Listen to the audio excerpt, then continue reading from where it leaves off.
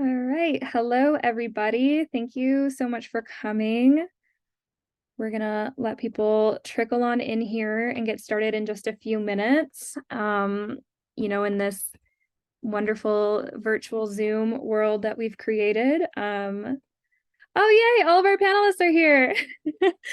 We were having some technical difficulties, so super glad that all of you were able to get on. Thanks so much for joining. We're going to go ahead and give it just like 1 minute to let folks trickle in.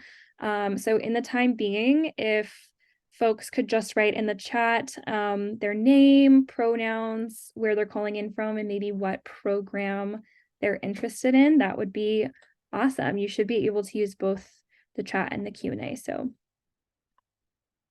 we'll get started in about a minute. Now that my miniature heart attack is over.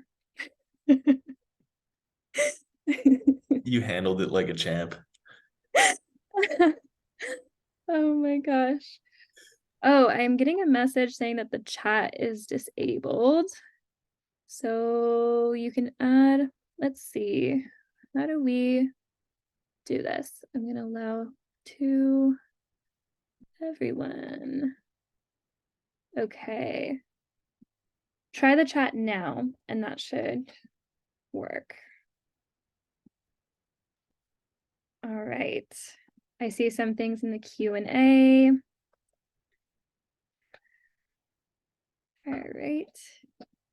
Well, since it is 5:35, I'll just give it one extra minute because I know that we've been having technical difficulties. So just to let people kind of ground and introduce themselves, and then we'll get started at 5:36. Hi, Charlotte. Thanks for joining us.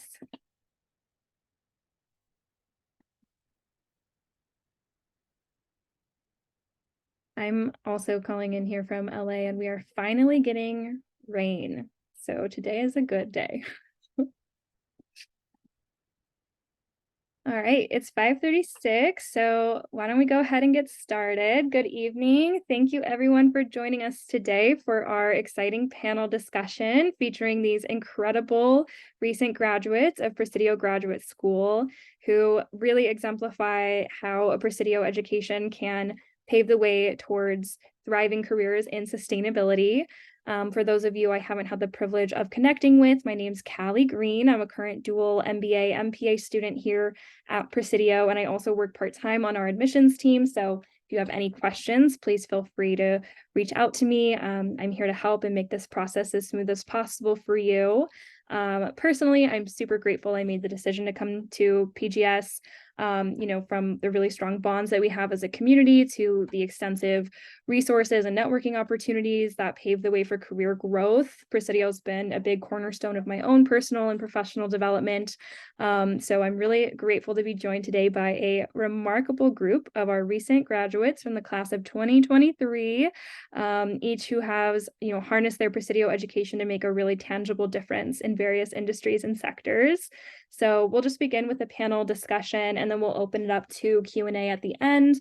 But if anything comes up throughout the event, feel free to pop your questions in that Q&A function and we'll do our best to respond to questions as we go along. So with that, let's go ahead and get started.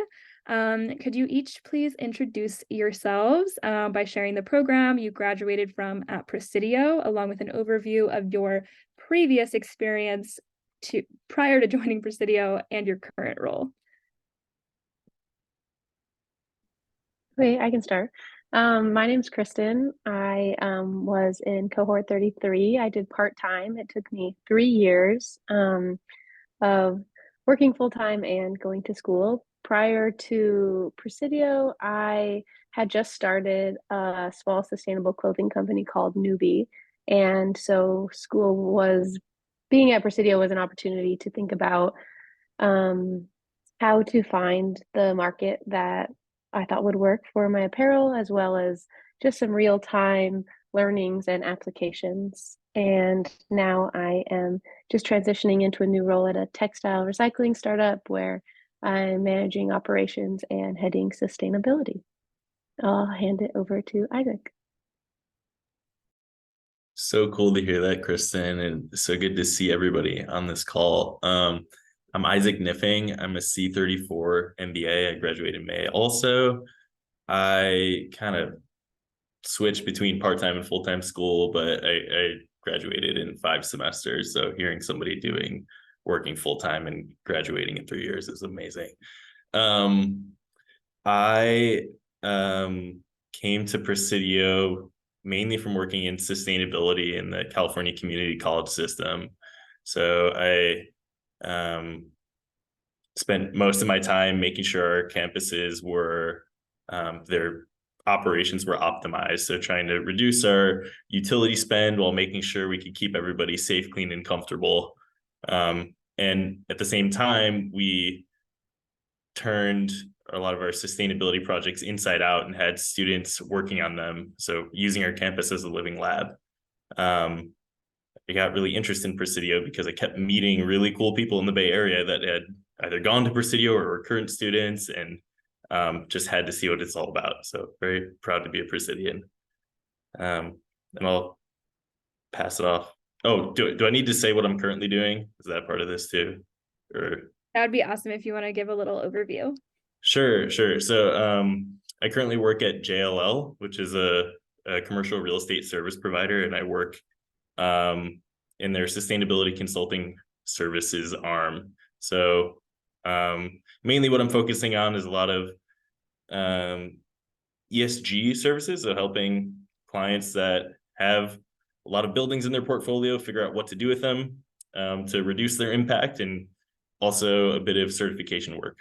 I'm really happy to be here. I'll pass it off to Scott. Thank you, Isaac. And yeah, it's so good to hear how everyone is doing. And I'm just really thankful to be here also. To start with, I'm a dual degree MBA, MPA graduate from cohort C34. It took me 2.5 years to graduate full time. So it was a grueling experience, honestly, but it was really worth it. And I definitely don't regret any part of it. Some of my previous experience, I'll just say I've spent my entire life in Arizona, and that includes the time through this graduate program. It was nearly an entire virtual experience for me. I came out for finals a couple of times, but other than that, it was entirely virtual. Grew up in Phoenix, Arizona, went to high school in Flagstaff, and have lived in Tucson for over a decade now. So just all over Arizona is kind of the experience that I brought to this program. And before this program, I had my first bout with college. I did community college for a little while and thought I was on the medical school track, and ended up dropping out and needing to find myself for a bit. During this time, I stumbled into my first environmental role. Started off as just a job, but it quickly became more. I was a water educator for a program called Arizona Project WET, which stands for Water Education for Teachers. WET is an acronym. And so I was really just going around and teaching 3rd and 6th graders primarily about how fragile our connection to water is here in Arizona, and really like the Southwest at large, and really opened my eyes and you could say radicalized me in some ways. And at this point, I knew I needed to go back to school and really just do something climate. Started serving tables, and that really opened my eyes to a different side of wastefulness. Eventually, I applied back to U of A with University of Arizona with the environmental studies major, and ended up transitioning to a BS in geography by the time I left, but graduated with a degree in geography and a minor in sustainable built environments. Got a lot from that program, but realized that even if I understood the technical science and social phenomenon behind climate change, I didn't really fully have a solid grasp on the economic world that was driving it. So enter Presidio. Long story short, I graduated from undergrad in the middle of a global pandemic. Presidio accepted me in the middle of all that chaos, and I sort of just jumped aboard hoping for the best. And like I said, I haven't regretted jumping on this train once. My first few classes in the MBA program, they really showed me how integral policy is to business. And so that connection and having it so reinforced early into the program, it really showed me how important policy is. And so I quickly made the transition to the dual degree program. And my current role is an extension of this decision to, and really just everything that I learned from this program. I ended up taking like my eventual thesis project, if you will, to right out of high school, got hired for this project that we created my final semester 6 months ago, just really recently. We created this communications plan for an energy model known as community choice aggregation, and really just a strategy about how to build a movement for it in the state of Arizona. So I'm happy to share more about later once we get to that section. But yeah, I got hired to be the project manager for this campaign, movement building experience, coalition building experience. It's been a really cool experience so far. So just stop there and hand it back to Callie. Yeah. Thank you all so much. It's so good to see all of your faces again and to hear about the incredible stuff that you're up to. So I'm going to turn it to some individual questions. So starting with you, Kristen, you are a entrepreneur that has started two of your own businesses that are really pushing forward innovative and inspiring models for sustainable and circular fashion. So how has Presidio played a role in your entrepreneurial journey? Geez, so many ways. I think that the most obvious one is the connections. Like you said, it's the community. When I was in Presidio, I felt like networking was like not so much part of it. I thought that would be like such a large part of business school. And then looking back on it, I realized that really was the biggest part. It felt more like making pals. And so I wasn't really thinking about where folks were going to be after school. Like just this morning, I had a chat with Steph Mata, and I was struggling to figure out how to, what metrics to focus in on this new sustainability role. And so just did a little searching around for the recent grads and found a big list of folks to reach out to and just to talk out these challenges. So for me, in looking back, a lot of it has just been that having folks in the industry that you can reach out to. Sometimes it's just commiserating, but also some help in there too. I love that so much. Also love stuff. Speaking of challenges, in your opinion, what are some of the major challenges and opportunities in promoting sustainable practices and circular manufacturing in the apparel industry? And how do you believe your experiences at Presidio have equipped you to address these challenges effectively? Well, I think when you put fashion and sustainability in the same sentence, it immediately is challenging.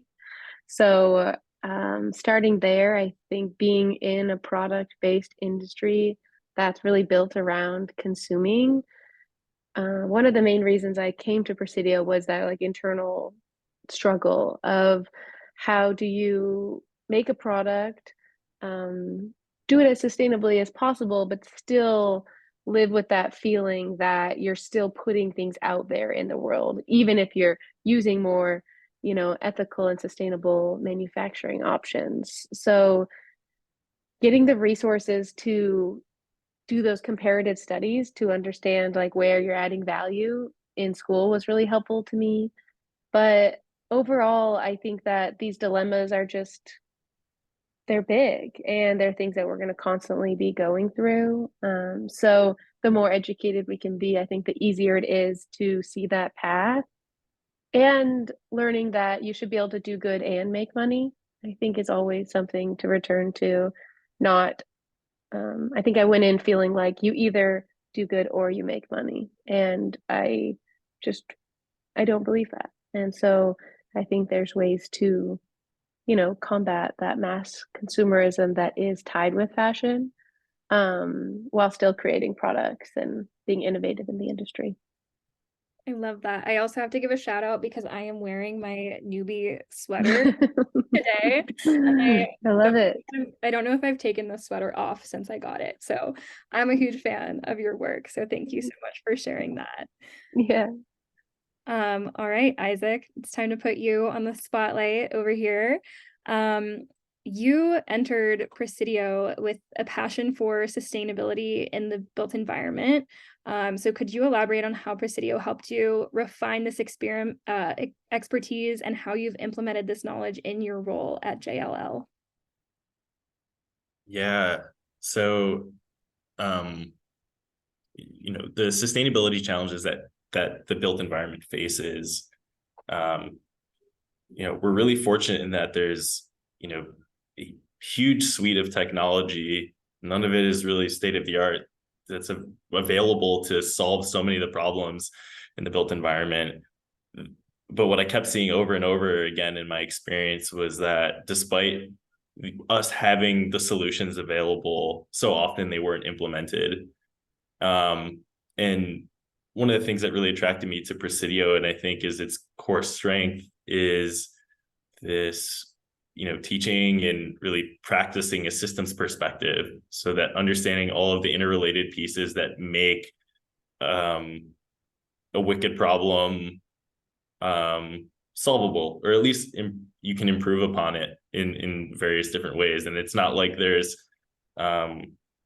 one right answer. There's multiple right answers to any problem, and it just takes a different perspective. So I think from the very beginning, your first semester at Presidio, you're drawing systems diagrams, you're drawing linkages between disparate sets of problems and data sets and issues that you never would have thought were interrelated, but they are. And later, as you go through your experiential learning projects, your ELs, you're developing expertise on a very niche issue and employing that systems perspective to help clients solve real world problems. You are a consultant.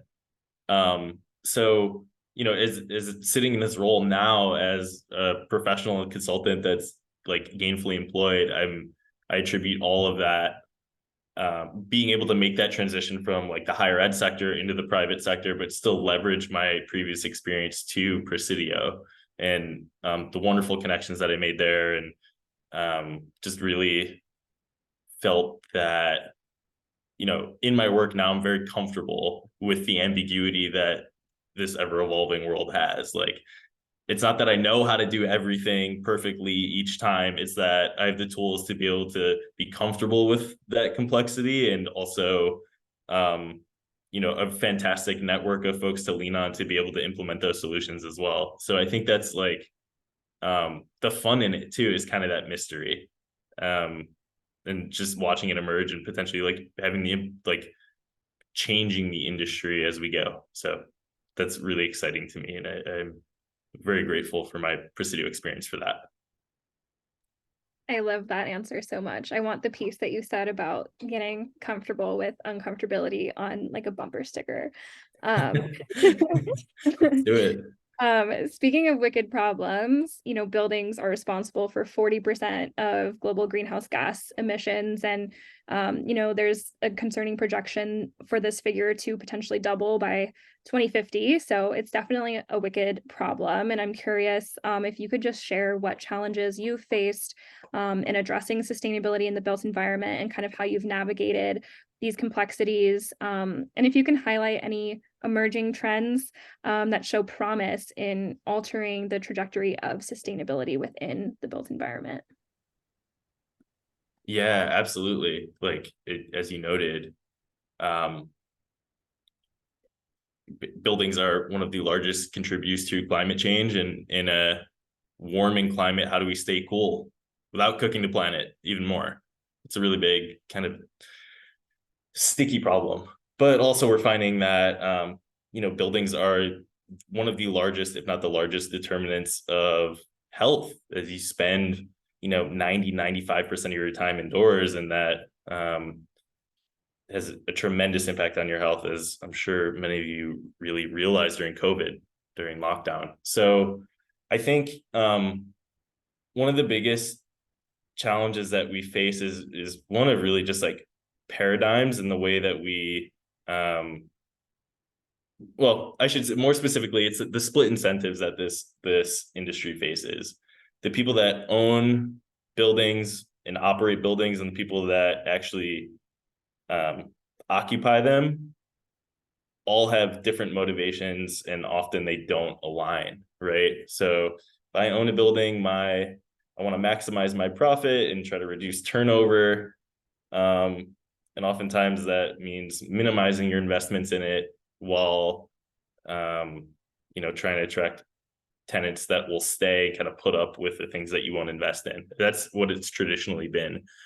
And as a tenant, as a renter of your apartment or house, you don't have any say of over what the HVAC system is or the lighting, really. I mean, you can swap out light bulbs, but you don't own that building. So a lot of it is rethinking like the contractual agreements that we have. So like green leases and responsible leases are a really great way to, as you know, there's more investor pressure for companies to reduce their emissions as both owners and occupiers, that there's a win-win there, but so that they can both lower their, you know, scope 1 emissions and the other company's scope 3 emissions.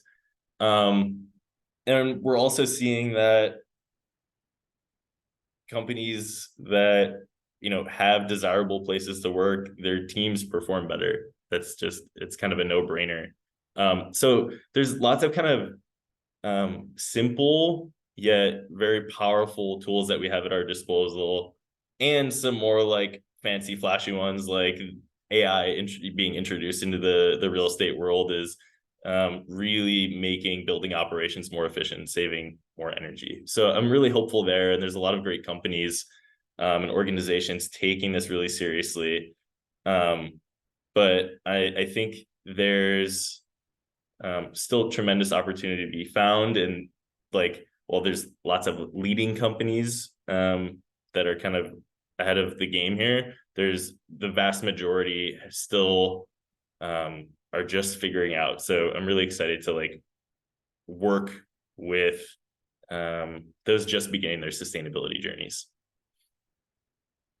That is so awesome. Thank you for that super insightful answer. And it's just really cool that you get to be, you know, a pioneer in this space where sustainability is such a new concept. So thank you. Sure. All right, Scott, you are up.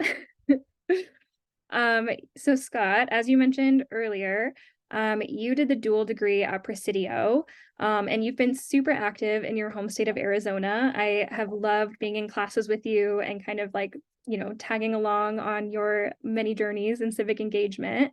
I would love if you could share a bit about your experiences with civic engagement and how the Presidio dual degree approach has equipped you to affect change in your community.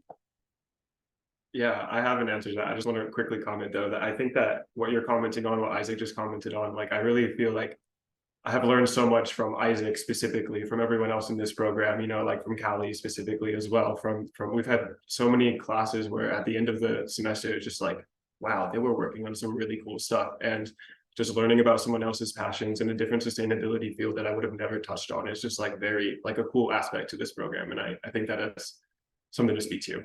To answer your question though, civic engagement, some things that this program has helped me to engage in, and first thing that comes to mind is speaking at public comment sessions at mayor and council. This was something that was encouraged in a number of different classes, something I've never done before in this program, and as my introverted self, it's like something I never would have considered before, but it became something really familiar. And it was optional too, like you weren't forced to do anything like that, but participating in the civic process in this way and other ways really opened my eyes to how easy it is to like get your local representative's ear and actually like get something discussed on a more formal manner. And the opportunities are really like easy, honestly, like write an email, pick up the phone, show up.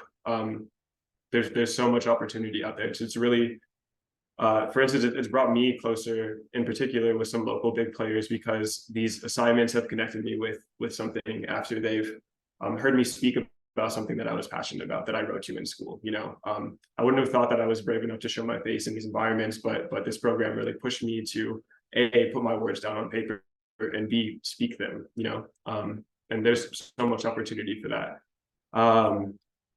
One particular class project led me to a conversation with someone in local Tucson government, and I was just innocently trying to learn more about the cultural history of the area and really tap into like what has been happening in the last few decades in Tucson.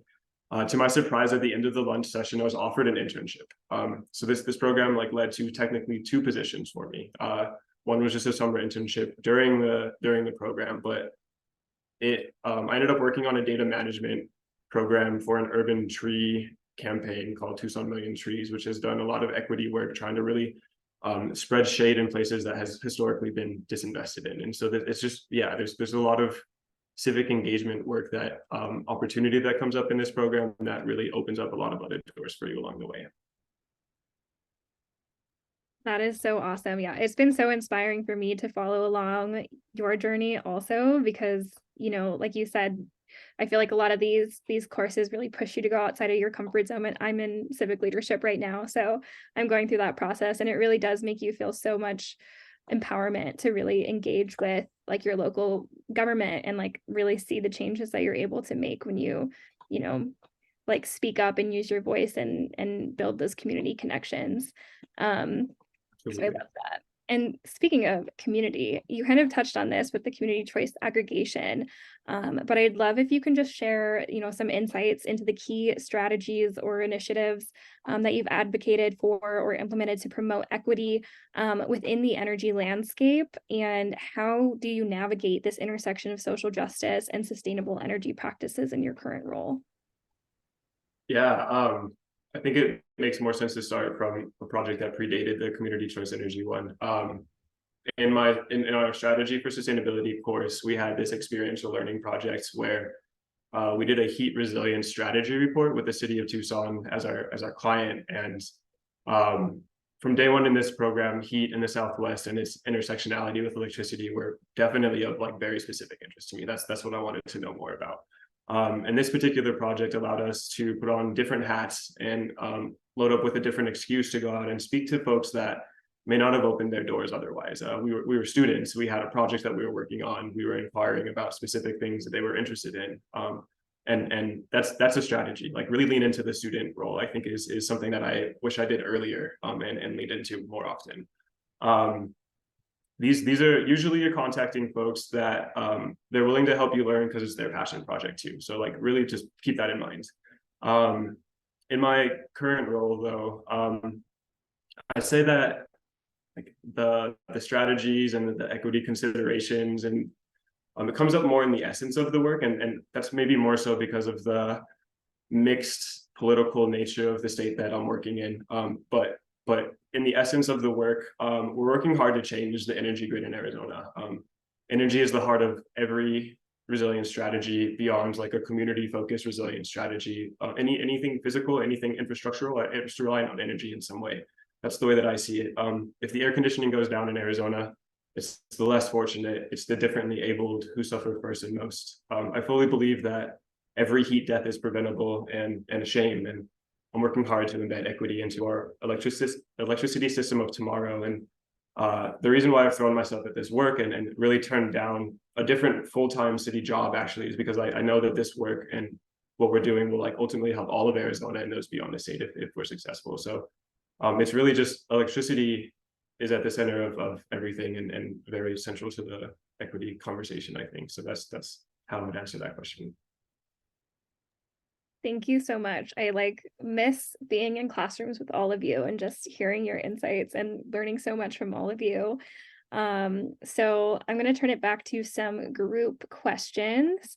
Looking back, what aspects of your Presidio Graduate School experience do you believe were most instrumental in preparing you for the challenges you face in your current roles?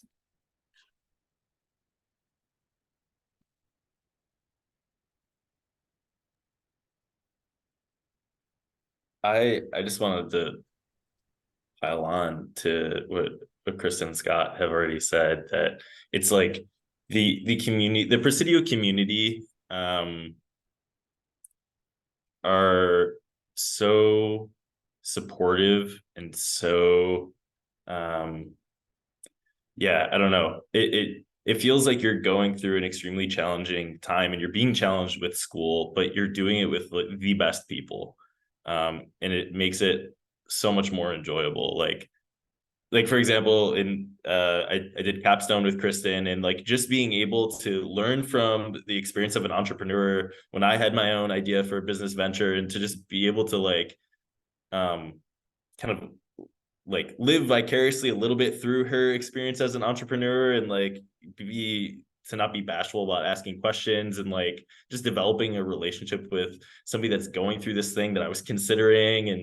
And you know, and you get to see them on a monthly basis. It's just like such an incredible thing. And then with Scott, I didn't have as many classes with Scott, but, even after we've graduated, we're already like, I had somebody reach out to me about CCAs and wanted to do research about CCAs, and I connected them with Scott last week. So it's like, it's this community that keeps on giving, and there's, the systemic nature of it really comes out, even after. So, the challenges that I face in my current role, like I really lean on the perspectives and the way that like my classmates and professors challenged me throughout school, and like, love that like loving challengeness, if that's even a word. That's the first thing that came to mind for me. I appreciate that, Isaac, and being in Capstone was very fun, and I apologize for the many small business moments you had to see me live through. It was amazing. Um, I think that I sort of mentioned it earlier, but the real-time templates and frameworks were so helpful for me. I think in it, like doing a break-even analysis and things like that, where you're learning these techniques and these tools. But beyond that, it's just stepping into that like learning mindset and being eager to learn.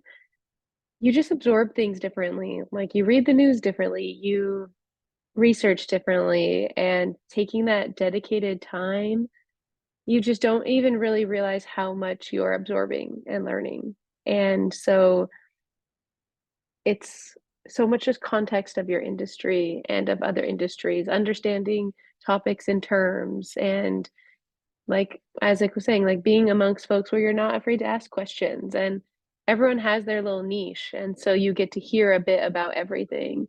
And you have your EL project, so you dive into topics that you might not have already studied. So I think it prepares you just to think beyond what you're interested in.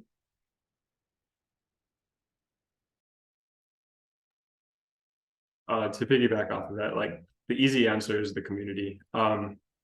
Really, I definitely learned more from my peers than I did from the program, and I learned so much from the program. Like they were constantly depositing information into us, but the really cool stuff was hearing what everyone else was working on and like what everyone else was passionate about.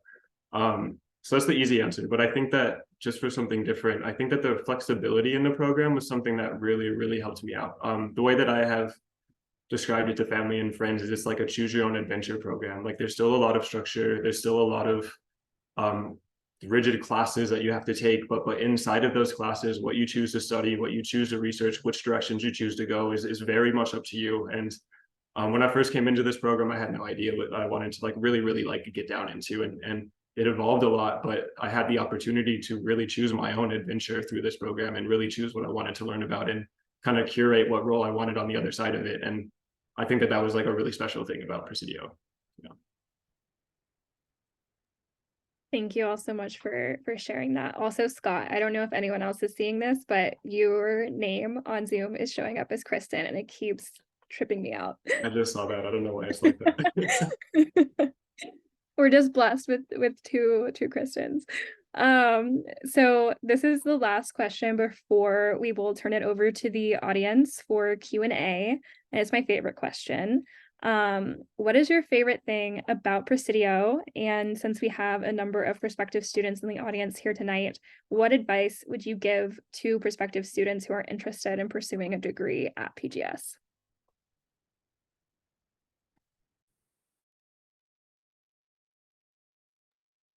I can start. I think when I started, I was so intent on not only studying fashion and textiles. And while I think that it was great to, step back and look at other things, I think my advice would be dive in and like don't be afraid to get deep on a topic. I was like really afraid that I was going to miss out in case I wanted to get into a different industry. But the second half, I just really stepped into it, and took advantage of the time and resources to study what I was doing.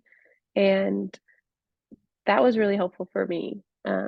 It's like what Scott was saying, like choose your own adventure, but like the school has a lot of resources and you are spending a lot of time and energy, and like don't be afraid to overlap. I think that there's a lot of benefits there.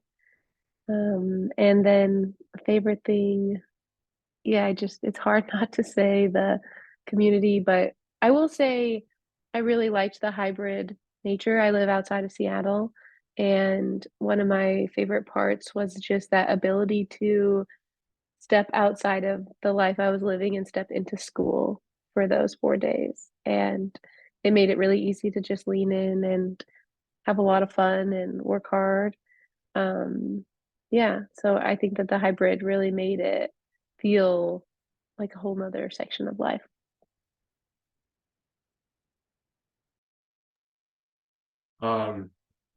Yeah, just to piggyback off of what Kristen just said, I think being intentional with the adventures you choose is also very, very much, you're going to get out what you get put in. So I think in that regard, like being intentional with where you go and what you research and how you spend your time is important. I want to say too, the overlapping of research and study pursuits is really, I was a full-time student and this program was hard. A lot of my classes and semesters were significantly easier because there was overlap, because there was similar themes, because the research I did in one class contributed to the thought studies that I was trying to figure out in the other one, you know. There's a lot of opportunity for that as well. Also, just make sure you download everything. Every slide deck, every assignment description, every template, all the notes, and read everything. You can't go overboard with that. Everything is important, and you'll probably think, oh, like I wish I had this resource at some point. So yeah, that's just be very liberal with that. I think is an important thing to end on as well. Yeah. I have to piggyback on that because I think like when you have guest speakers that you hear and inspire you, write it down, like figure out a cataloging system, because it would be really nice to like have that better memory rather than just like connecting on LinkedIn of, yeah, who was that person and why did I connect to them, and help out your future self a little bit. Now I know who to contact with all the lectures that I missed downloading. Yeah, definitely second that advice, download everything. I totally echo everything that has just been said. Just dive in, really soak it up. It flies by. It's amazing how you can be in the middle of the semester and sometimes it just feels like, you know, when you hit residency 3, you're like, what? I feel like I just started this and now I have to start thinking about making my final project and paper. So yeah, just savor it. And, you know, I think the other thing that's really important is to just make sure that you're taking care of yourself throughout the entire experience. No matter if you go to Presidio or any other grad school or, you know, take on any other thing, it's like it is a very demanding and rigorous program, which is, you know, why you're investing in that. But you know, it can be demanding of your precious time in a different way than just working a 9 to 5 can, right? You know, there's evening classes, there's residencies during the day. Some folks like Kristen and Scott are traveling for residency, and it can be a lot, right? And I don't know, maybe I don't know if I should say this, but like your grades aren't everything, right? You know, you're not going to leave there remembering whether you got like a B+ or an A- in your class. Like really prioritize the things that you want to do, the readings and the work that you find the most important. You don't have to do everything. That's kind of the unwritten rule of grad school, is like, you know, it doesn't matter if you get a 4.0 or barely pass, you still graduate with your degree, and that's what matters. Like, so that's kind of my advice. And yeah, I would echo, you know, my favorite thing about PGS is definitely the people. And I think that hybrid format really allows more people to come than would otherwise be able to. Like, it's amazing that we have Tomas is flying from New York City a couple times for residency, and it allows folks to, we've got Luke Agnes, who lives and works in South America. So I think that's fantastic, and I think it's a way to lean in. There's times too where I had to bring my partner to the ER right before residency one time, and it was great because I didn't get that much sleep, but I could just take class from home. I live in the Bay Area, and I just needed that day to kind of be mellow, and like that has tremendous benefits, and it really plays into that self-sustainability piece. So I'll leave it there. That is super beautiful advice as a current student who's heading towards finals, to remember that self-sustainability piece. So thank you. And thank you all so much for answering my questions and sharing your insights and knowledge. And with that, I will open up the floor. If any participants have questions that they want to ask our panelists, you can use the Q&A function or the chat function. Either works. So we'll open the floor to that. Or you can also, I think, raise your hand, and then I'll be able to allow you to talk. Okay, so we just got a question. Can you talk a little about the networking opportunities and events? Great question. I feel like Callie, you might be able to answer this best, but it kind of depends. I'm sure it's changed also with the new campus, but one of the things that I really enjoyed doing during residency was the like happy hours after, I don't know which day it was, maybe Saturday, and the alumni would come and you would just kind of get to talk to a bunch of different alumni as well as the other cohorts, because you can get kind of like honed in with the folks you have class with. So those were just like really easy, approachable networking opportunities. And then the other thing was students have the opportunity to put on panels or different things like speaker series. And so you as an individual can take the agency and the leadership to do that, or you get to piggyback on your classmates and you get to meet the folks that they bring in through their networks, if you choose to like do that extra time.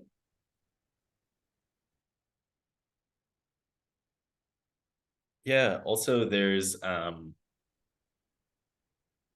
there's a really active Slack community that we have, with the current students, just sharing events and asking questions and sharing opportunities, but also with the alumni. And I think the access to the alumni community is fantastic. There's always people supporting each other and helping each other out there.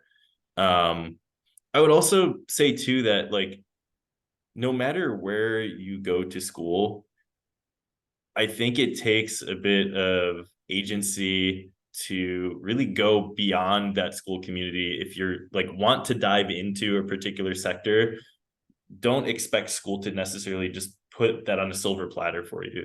I think it really takes a lot of initiative, and it like Scott did, for example, with talking with his folks in his local community to get this internship.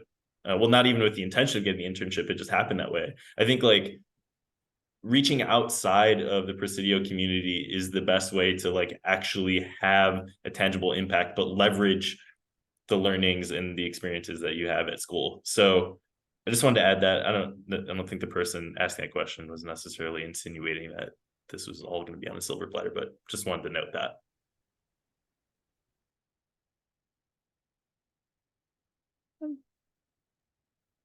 There was speaking from a like digital experience, there's also still a lot of virtual networking that occurs. There's like digital Zoom coffee hours. There was a lot of panel discussions in classes too, which are like you're zooming in for that, and those panelists have a ton of knowledge to share and are trying to network, and are some of them are from Presidio, some of them are not, but either way are happy to connect afterwards, so there's a lot of just industry and expert knowledge that does like come and guest speak, as well as alumni that have gone on to do some really, really impactful things in areas that you're probably interested in too. So I think that you have to, there's a little bit of, you have to create your own opportunities for networking, but they're really easy to at the same time.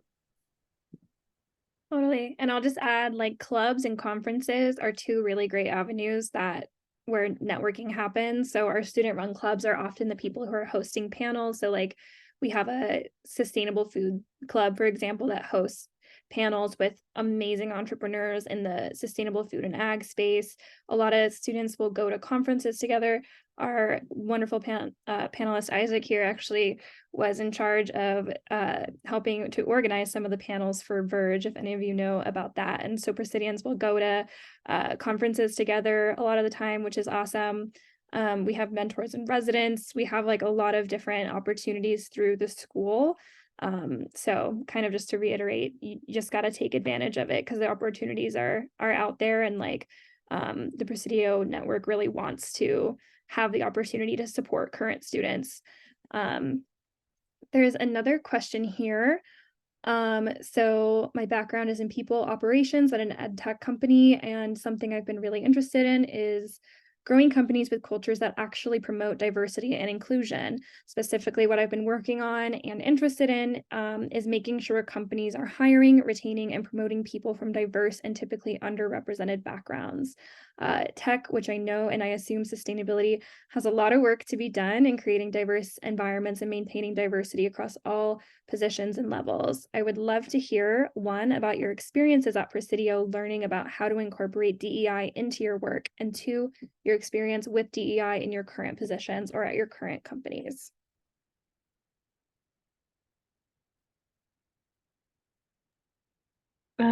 For me at Presidio, a lot of the learning came from watching the learnings of the administration. They were going through a DEI workshop at the same time that I was taking the DEI class. And so it was interesting to see the changes being put into place. And then for me, taking that class, it was like a great opportunity to use it as a way to think deeper beyond what sort of company culture not only did I want to instate, but did I want to exist in. And so for me, it's impacted just thinking about how you can set up policies to support the work.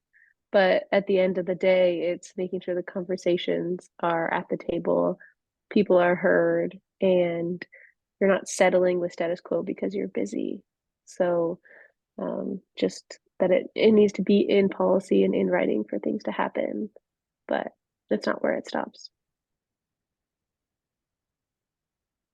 Yeah, for me, I think the biggest learning I had was a part of an elective that I took, which is how to build an effective DEIB strategy at Presidio with Tanya Barham. And yeah, I think to this person's point, yeah, the sustainability industry and tech have a really long way to go here. And what that class really taught me was that belonging is such an important, it's a crucial precursor and like foundation to anybody, to any DEIB initiative really sticking. And that really comes from being very intentional about creating a positive culture that is inclusive in your workplace. And yeah, to Kristen's point, making sure that your processes and procedures and policies aren't discriminating and are actually you're examining them with a critical lens to make sure that you are doing the effort and not to bring in folks from all different backgrounds and lived experiences. I think, it also really made me think about where I want to work with a really critical lens too, just understanding that, having worked in places where I haven't necessarily, I have a lot of privilege as a white guy working in this world. And but there are times too where you just don't feel like you belong in an organization, and nobody wants that. So organizations that do that right from the beginning absolutely are going to thrive in this evolving world. JLL it's a top priority of theirs, which was a major reason why I wanted to work for them, and they're putting their money and their actions where their mouth is there. So yeah, that's a little bit about that. And I think Presidio does a great job of trying to weave this conversation in as many classes as they can in this perspective. I think Presidio does a great job of connecting to like the relevancy of the day too, and the aspect of equity too. There's a lot of modern events or current events, I mean, conversations that kind of touch on some of the more relevant events that are happening in this conversation. I'd say though that from my experiences at Presidio, it really gave me the language that I previously didn't have to sort of speak to the privilege that I have and the way that I walk through the world, and kind of acknowledge that openly in a way that sets neutrality, I guess. Kind of setting my own privilege aside and listening very intentionally was a very big takeaway, very strong takeaway. And I think that also, just touching on, maybe this isn't directly answering the question, but I think that through the lenses of DEI and equity considerations that are very much enshrined in this class, I came to grips better with like my own sense of empathy. And like I used to always think empathy was like this thing that I wasn't comfortable with, and like that I didn't like tapping into, but really it's this really strong tool that can help you to understand and hear better. And I think that was an important realization from the DEI sort of learnings that we had in this program. Yeah. Thank you all. Yeah, and also if you wanted to connect more, there is a DEIB pod at Presidio that is actively working on incorporating more of those principles into our school. So I'm happy to chat offline with anyone who's curious about that. There was a question that I just wanted to lift up for everyone. So how do you make up residency if you can't make it to one? And if you can't do it virtually that weekend? Just to quickly answer this one, you can miss a residency. You'll have to let the professor know in advance, and then typically you will decide with that professor what the makeup will be. So because everything is hybrid, fortunately, everything is able to be recorded via Zoom. So it's typically involves watching the recording and maybe like writing some takeaways or doing like a small assignment. I don't know if anyone wants to add anything to that. But yeah, I think the main thing is like some professors are better virtual than others. And so you have to pick and choose when you go virtual and when you go in person. Like some semesters, it was really easy to be virtual because it was really engaged. And I think that some semesters for me, it was like I had to go in person to really get the most out of it. So you have to miss, you just have to like really make sure you're communicate and make sure you get the learnings out of that class would be my feedback. And yeah.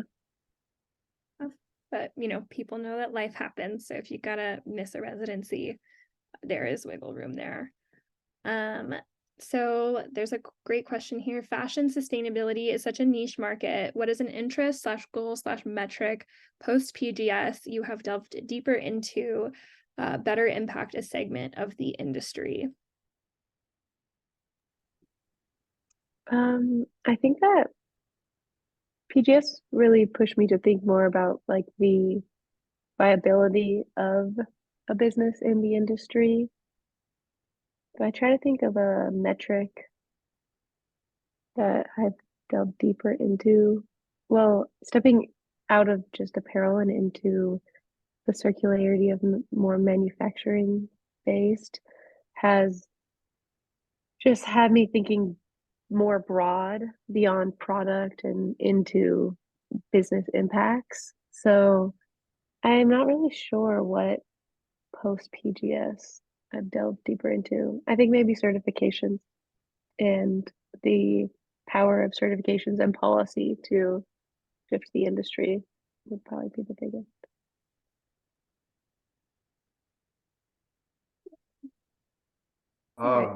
I think that since I've left the program, some interesting things that have just been really relevant to my personal work has been like, I wish I maybe learned more about retail electric competition, deregulated electric monopolies. This is just all really like technical stuff I've been working on recently. And the benefits and pros and cons and why people elect into electric cooperatives and how to engage with that segment of the population better. Yeah, so that's just kind of some niche things that have been on my mind recently. Yeah.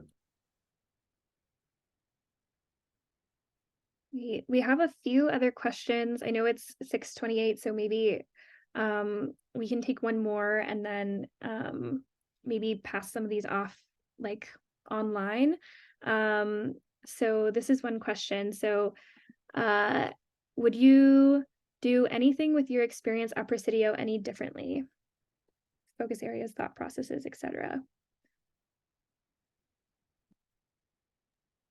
I think when you get into a new industry, there's certain classes that you wish you would have focused more on. And it's hard not to have that sort of feeling of regret or wishing. So maybe, like we said, save more, take better notes. But for me, I think thought process would be just like everyone's there to learn and just be there for the conversations. Like it's so much of it doesn't feel productive in the moment, but just be there and soak it up. I second that. I think there's a bit of a pervasive sentiment for a lot of Presidians that like core business classes can be a little bit scary, like going into finance and talking about capital markets and all this stuff. It seems just like, yeah, but I just want to like save the world, you know? I would highly encourage you to challenge to dive into those things. If it's scary to you and you don't understand that, prioritize it. That's what I would say. I wish I had done that more with like my electives choices. Yeah, I'll leave it there.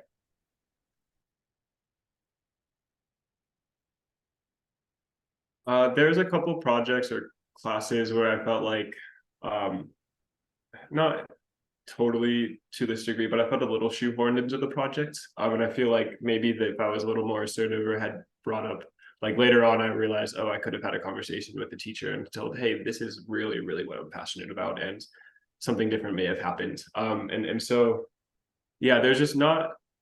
I feel reluctant to frame it this way, but there's a couple projects that did feel like throwaway projects that maybe if I did something else in that project, it would have been more relevant to post graduation. But they weren't bad things to jump into either, but they just, yeah. That was just something that came up for me, I guess. Amazing. Thank you all so much. There were some questions that we didn't get to, so we'll do our best to address all of those offline, but thank you all for attending. I will drop my email in the chat in case anyone has any questions. Please feel free to email me or schedule some time to chat with me. And thank you to our amazing panelists. It's so good to see all of your faces. And I really appreciate you taking the time to be here. It looks like some of our panelists are also popping their emails in the chat as well. So feel free to connect with them offline also, and hope you all have a great night. Thank you. Thank you for organizing this and having us. I hope everyone has a good night. Thank you. Yeah, thank you so much, Callie. It's so good to see you all. It's so nice to see you. For anyone who's staying on here, I'll just stay on until people trickle out. So if anyone has any lingering questions, feel free to ask. They all left. Sweet. Great job. Yeah, I think it was just already that we